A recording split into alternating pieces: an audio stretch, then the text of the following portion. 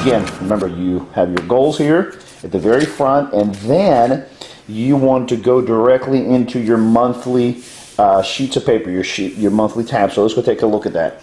You go to your April.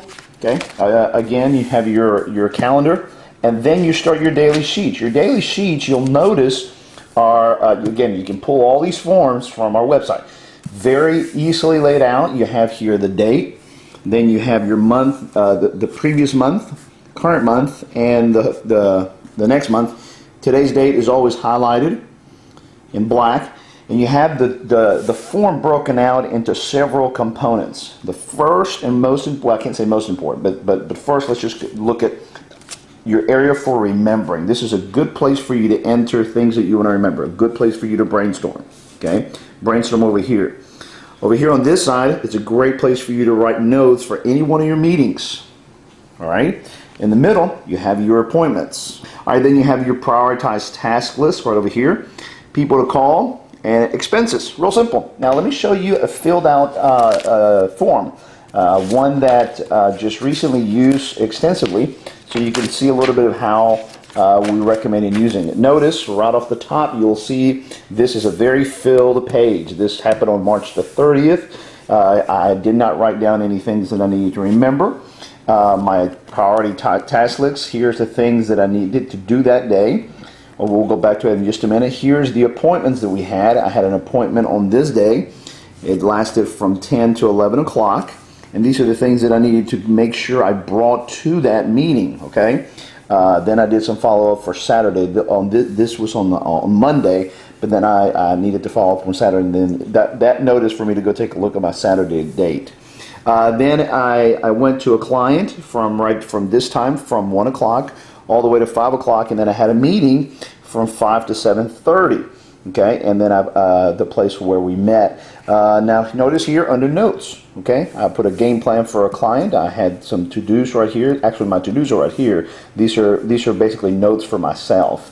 Then on this side, for my prioritized task list, I want to show you just real quickly how to use this. I did my brainstorm from the previous week, from previous Sunday. I wrote it in my particular day, brought tasks over from the previous day, and I built my list.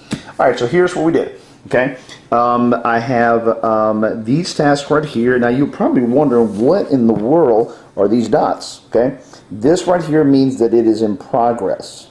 This right here means that I did not finish it, but I brought it to the next day. This means I was finished with it. This right here is in progress. I brought it to the next day. This, I was finished with it.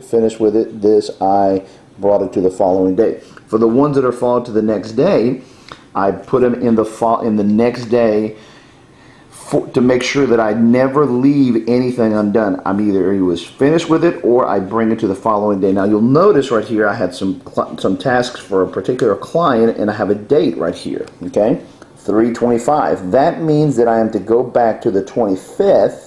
And for these tasks for that client, I'm to go back to the 25th. So you go back to the 25th, and here they are right there. Those are the tasks for that client. So this is where I have them, but instead of having to rewrite all this all over again, I simply make reference to it. Now, on the left-hand side of your planner, you'll notice here that I wrote the date down, 10:30. It coordinates, of course, with this page, 10:30. So the left-hand side always coordinates with this side.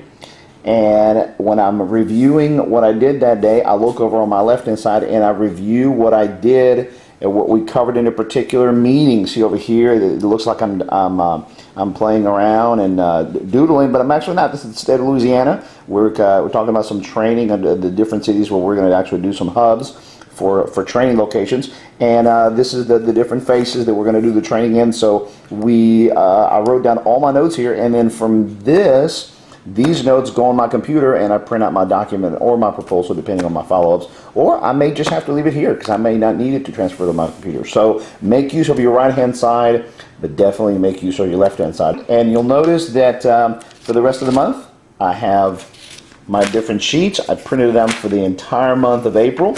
They're blank. I can always plan ahead for the month of May. I have my calendar, and then June, July, and as I move from month to month, I print out my copies for each month. It's better to be at least a good 2 months ahead. So I would recommend that when you start a month, go ahead and print out. Make sure you already have printed out all your daily templates for that current month, plus the following month. It's a good thing to get ahead, and otherwise you'll be without anything to write on.